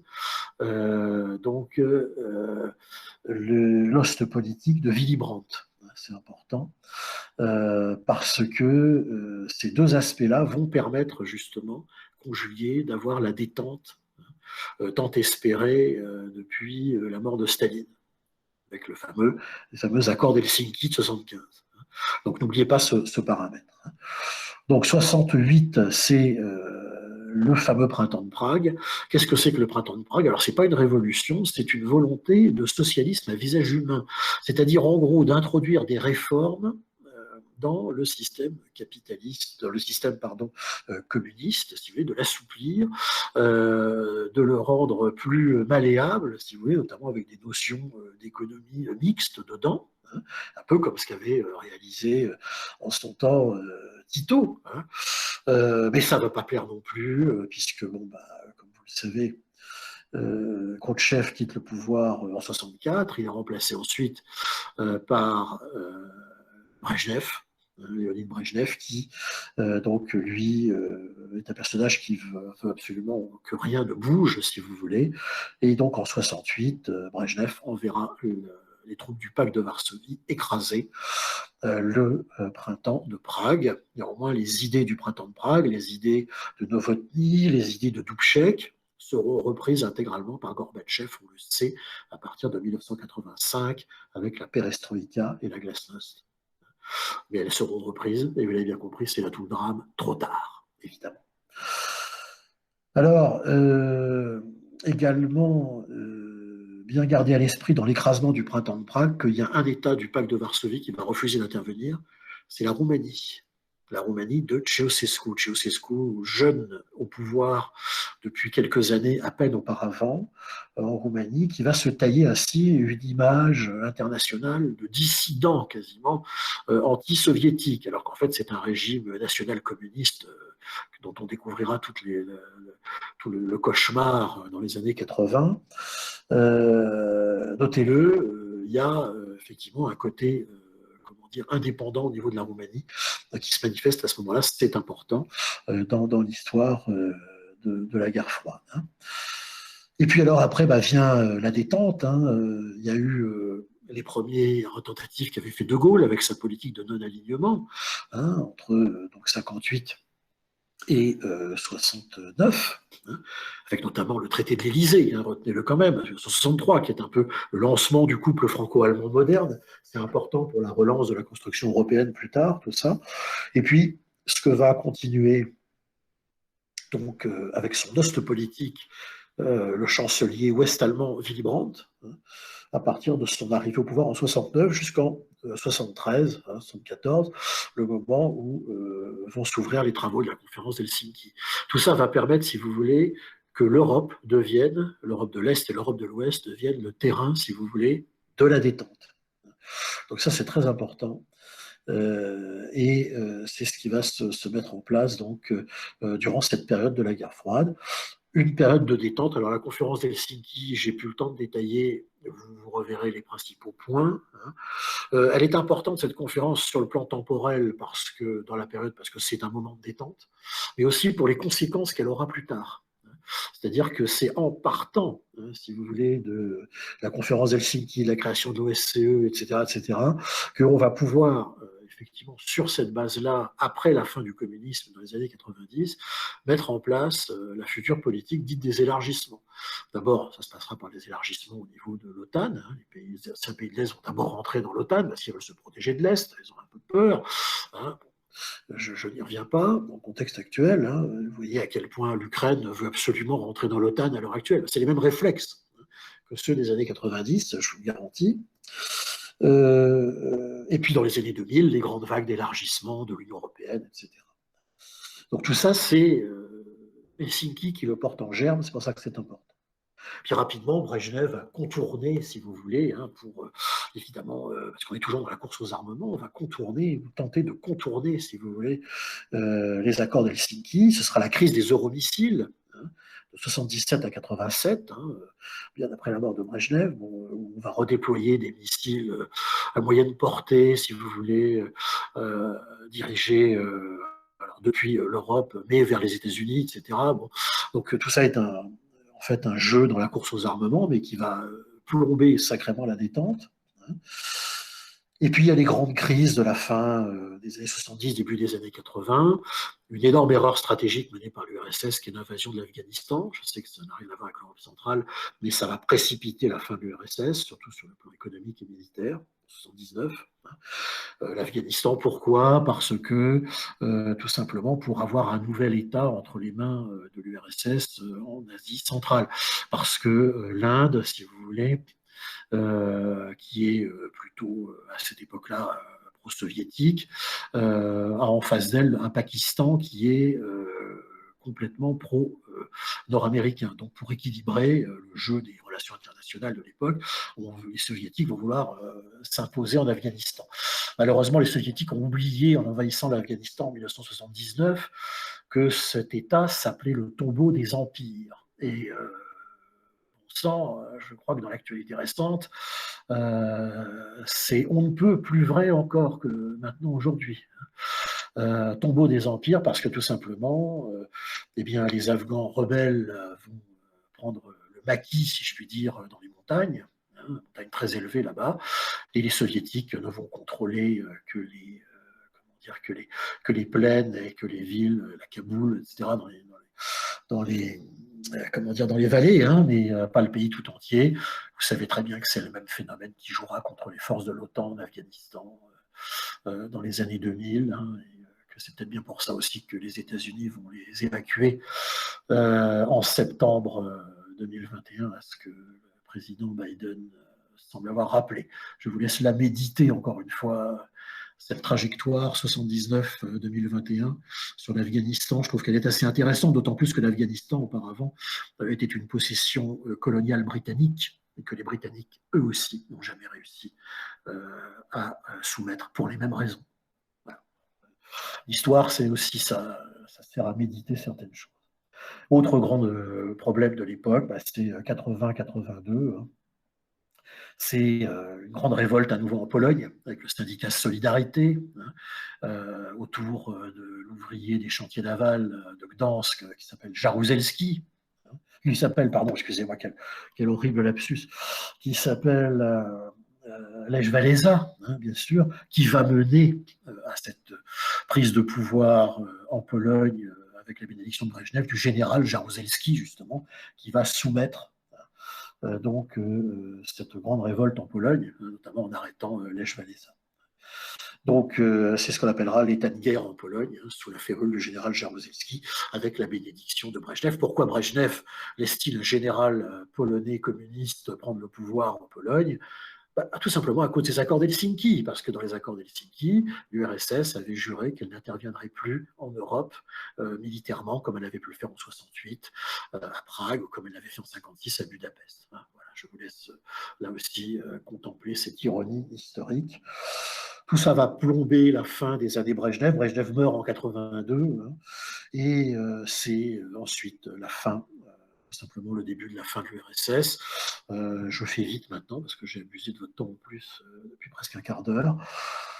Fin de l'URSS, transition interminable de deux dirigeants éphémères que seront Yuri Andropov et Konstantin Tchernenko après la mort de Brejnev.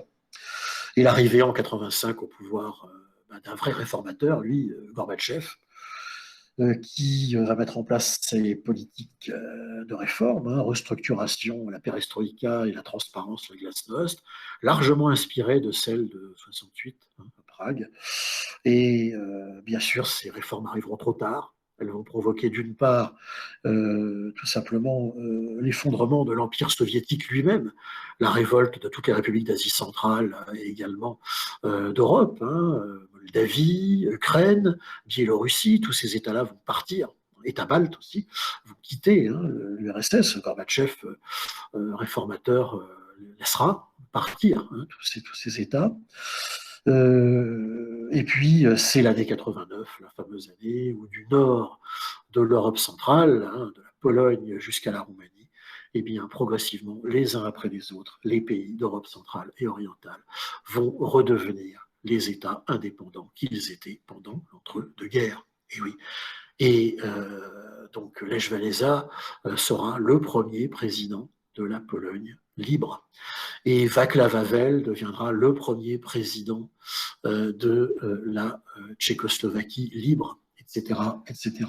Ça se passera moins bien, comme vous le savez, en Roumanie, où il y aura une guerre civile qui va durer à peu près un mois en décembre 1989, mais Ceausescu finira exécuté au terme d'un procès bidon, comme lui-même en avait organisé tellement avec son épouse. Ils sont exécutés. Puis le grand symbole, on revient à ce que je disais au début de ce cours, bah, c'est la chute du mur de Berlin, le fameux 9 novembre 1989. C'est la fin de la guerre froide. Un nouveau monde se met en place en 1990. 3 octobre 90, c'est la réunification des deux Allemagnes. Ça se fait très vite.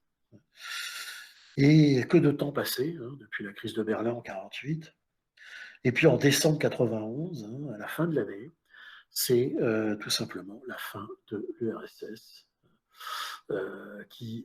pour lequel Gorbatchev annonce à la télévision soviétique que l'URSS n'existe plus, et que la communauté des États indépendants va lui succéder, avec un nouveau personnage de l'histoire post-soviétique, le premier président de la CEI, si vous voulez, qui sera Boris Yeltsin.